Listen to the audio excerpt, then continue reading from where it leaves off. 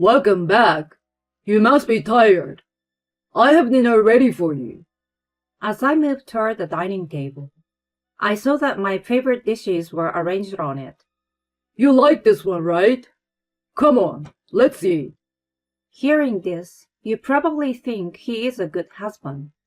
But in reality, until yesterday, he had not done any household chores and treated me like a maid, scolding me all the time. What's this? Oh, it's nothing. It's just a thank you for always taking care of me. Come on, hurry up and let's eat. He said with a smile, urging me on. He didn't know that I already knew the real reason he was being so kind to me. My name is Carol, and I'm 35 years old.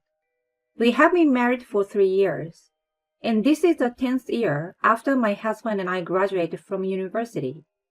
We met again at the reunion, and a month later, we got married. I was in a rush to get married, partly because of my age, and I accepted his early proposal without much thought. I knew it was moving fast, but honestly, I couldn't help it. I fell for him when I saw him at the reunion. He had become a handsome man, and he was considerate toward others. He seemed to shine the most among the members of the reunion. We started dating, and 1 month into our relationship, he said, I know it's early, but let's get married. I was honestly surprised and worried. But what gave me the push I needed was when he said, It's okay if you work too. My husband's name is James, and he's turning 36 because he repeated a year in college. Since we both worked, he took out the garbage and did laundry on weekends. He always willingly helped with the household chores, which made me happy. But that husband is no longer here now. Our relationship became awkward when his job switched to working from home. James himself doesn't seem to be happy about working from home and always expressed dissatisfaction with the company. As a proud husband, he didn't like seeing me leaving the house for work. In the first place, there were times when he looked down on me and saw himself as superior. He was a year older than me and worked for a top-tier company, which naturally led him to have such an attitude. Yet, James himself couldn't have felt good about me going to work while he was working from home. One day, when I returned home, I called out, I'm home. But there was no answer from James. Moreover, the kitchen and living room were a mess. What the heck? I shouted in my heart as I somehow managed to clean up the mess. I wanted to clean more, but I didn't have the energy left. I was exhausted just from tidying up. After that, I cooked and finally put the food on the table. If dinner's ready, let me know sooner. Well, it's not like I'm expecting much from your cooking, though, James said as he emerged from his room wearing the same clothes he wore to bed. I was just about to let you know, I said in a hurry as I called out to James. Stop making excuses and take care of the house like you're supposed to. You didn't leave me any food in the fridge today. Just because you work outside doesn't mean you can slacking off, you know? What? But you said you were going to eat out today. I changed my mind. Work kept me busy. How am I supposed to know that? I think it's a wife's job to prepare everything, so that it's okay no matter what happens. Since I, as a husband, am at home, I need to do the household chores like you're supposed to. I'm already doing them. You haven't been helping lately. What are you talking about? Just because I'm working from home doesn't mean I'm not busy. James continued to find fault with me. By the time he had been working from home for 6 months, he didn't even get up for breakfast anymore. As I was leaving for work, he would say, Have a great day, ma'am. And then he would make sarcastic comments as he went to the bathroom. When I returned home, he greeted me with, Welcome home, ma'am, in a sarcastic tone. It was then that things got really bad. His mood would suddenly change, and he would say things like, I couldn't work today because of you. You didn't wash my mug from yesterday. If you had washed it, my documents wouldn't have gotten dirty from the coffee. well, you could have washed it yourself. You're neglecting your household duties. I'm trying my best while I work. Yeah, whatever. Just continue to believe you're trying. You're just a low-class woman. I was boiling with anger at his verbal abuse that night. From then on, our conversations became minimal and awkward. However, one day, when I returned home, I was surprised to find that the living room was spotless, unlike before. I couldn't believe my ears after what happened next. Welcome back. You must be tired. I have dinner ready for you. As I moved toward the dining table, I saw that my favorite dishes were arranged on it. What is all this? You like it, right? Come on, let's eat. This tastes just the way I like. How did you know? Oh, remember when we talked about different flavors? When you cooked for me before we got married? In the seasoning rack in the kitchen, there were also seasonings that I used to prefer before we got married, and I felt a momentary discomfort in my husband's voice, but I thought it might be because he was just shy. When he cooked curry rice, I was surprised that my husband, who preferred pork, used beef, and even bay leaves to get rid of the odor. The cleaning was also more thorough, and the house was so clean that it was unrecognizable. Was he always capable? I thought to myself and felt uneasy. Things continued like this for a month, so I told him I would cook that night and left for work. When I returned, I cooked us dinner. I decided to tell him my feelings while having dinner. Thank you for always helping me. Where did you learn to cook and clean like that? I asked him while expressing gratitude. It's great that you can learn from online videos when you search for it. Even cooking? Yeah, that's right. I do it while watching. While watching, huh?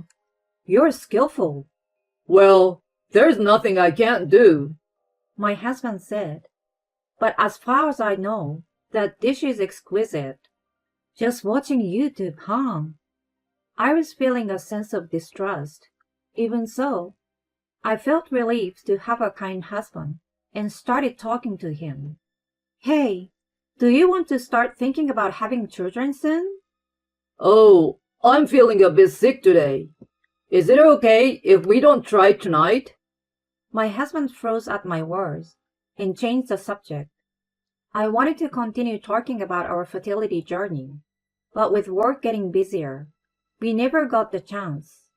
One day, my junior colleague Paige invited me to lunch. She's 2 years younger than me and has a straightforward personality. She's capable at her job, so everyone relies on her, including me. While having lunch, I talked about my husband's recent behavior. Paige immediately responded, "That's strange. They say there is always a reason behind someone's actions." What do you mean? When a husband or boyfriend suddenly becomes more affectionate or attentive, it's often to hide an affair. But he works from home, so there's no chance for him to meet someone. No, it's the other way around. You're not home, so you should be careful. Her words made me remember my husband's cooking, and I must have looked concerned because she said, "If you're worried, you should use a hidden camera." I said, "I don't think it's necessary." But she was proactive. I wondered why she was going to such length, but I appreciated her concern. Paige efficiently talked to the salesperson at an electronics store and purchased a camera that even I could handle. She then helped me set up the camera in my husband's room, living room, kitchen, and even the bedroom, timed for when my husband would go shopping.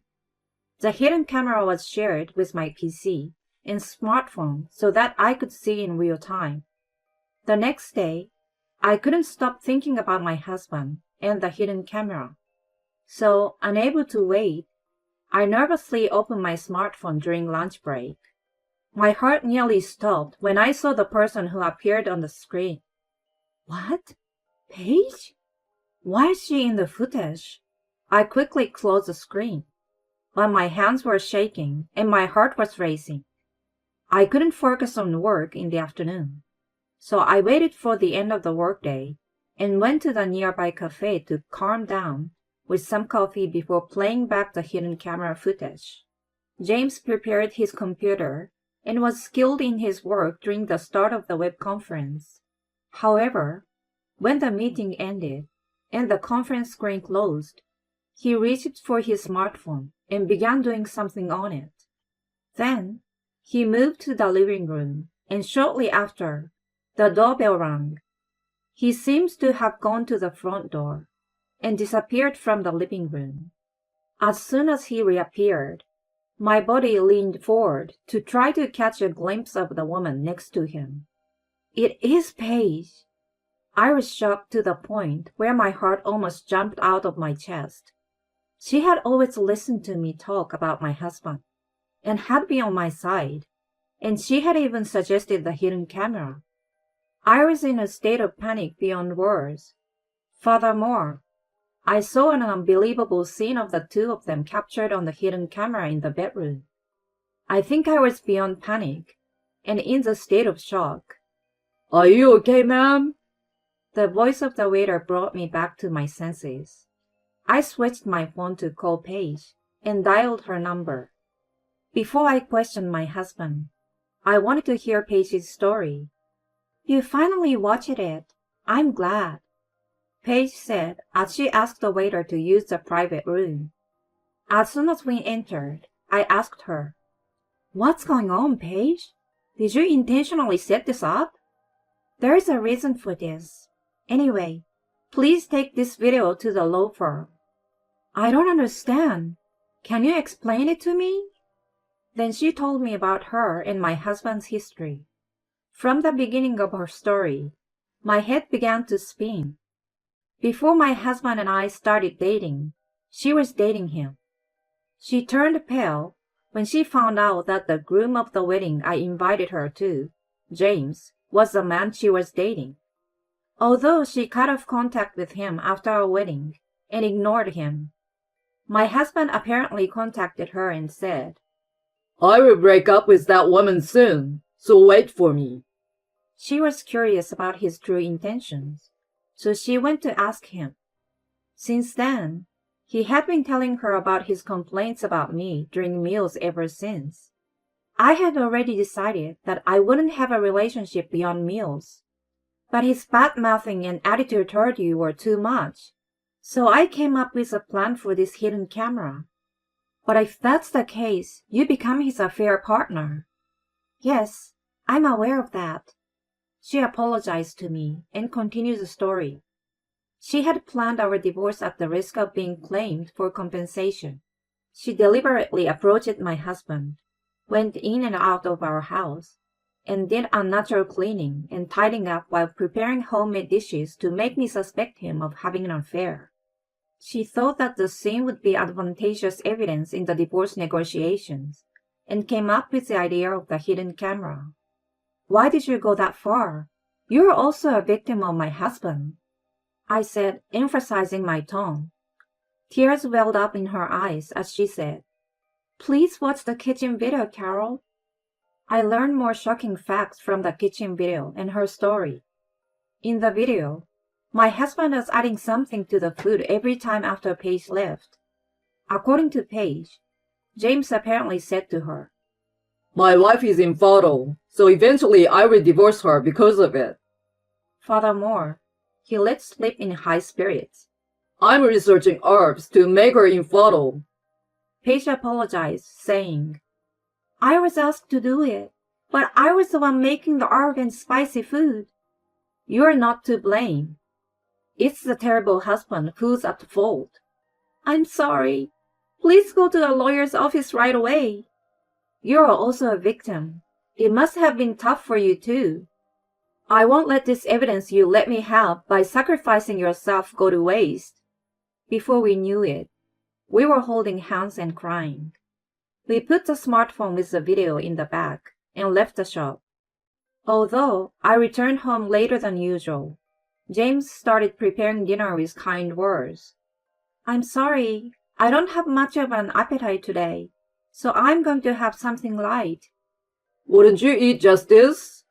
He offered a small dish with pepper in it. But no matter how much he tried to make me eat it, I didn't feel like eating after just hearing about what he does to the food. James looked troubled, but went to clean up, and I didn't bother to tell him about the video. When he fell asleep, I packed my bags and checked that the video and other evidence were put away in them. The stuff he put in the food was captured in the video, so I also grabbed that and put it in my bag for evidence. The next morning at breakfast, I said, I'm going on a business trip from today, so I won't be able to come back for a while. How long will you be gone? Until the result come out, I guess. Is it that tough of a job? I don't know what will happen, so I will contact you when the result come out. I then told him that I was leaving and went straight to the lawyer's office. After watching the video I presented, the lawyer explained confidently. This video is sufficient evidence. The divorce will progress in your favor. The divorce was finalized early, as the lawyer predicted. The matter of James trying to make me infertile was treated as an intentional act, so the lawyer contacted the police, and James was arrested. The result came out, so I'm letting you know. What's going on? I heard from Paige that you are plotting against me. I'm sorry. I apologize. Please help me. What are you talking about? You will pay for your actions. I went to visit him at the prison. Won't you consider a settlement? James just clutched to the board in the middle, crying. What? Settlement? You must serve your sentence. Neither Paige nor I will forgive you. You are such a despicable loser. My anger exploded, and I couldn't help but scream the words that my husband once said to me. Later on, Paige admitted to having an affair with my husband and offered to pay me compensation.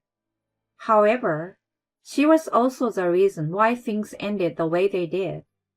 I consulted with the lawyer, and she agreed to pay half the compensation amount after I deducted the gratitude for her. My ex-husband lost his job while serving his sentence, and after his release, he struggled to find work. Paying the compensation was a huge financial burden, and it was his own doing. I was worried about infertility, but fortunately, I was not infertile, and the herb had not affected me. I was curious about Paige, so I contacted her after receiving the results. You were worried about me, but don't worry, I'm not infertile. That's great. I'm really relieved. Let's continue to be conversation partners. Thank you. Yes, if you don't mind. Let's learn to choose men more wisely from now on. Yes, let's do that. We both laughed and hung up. I remember the beginning of our relationship and chuckled to myself. At the time, he looked good, and he was good at treating women. I fell for it, and I let him lead me on. But now, I have to look for sincere men, I said to myself, feeling a sense of realization. I sat on the front steps of my house and chanted, Don't rush, don't rush, don't rush. I'm here now, having learned that being with someone can change your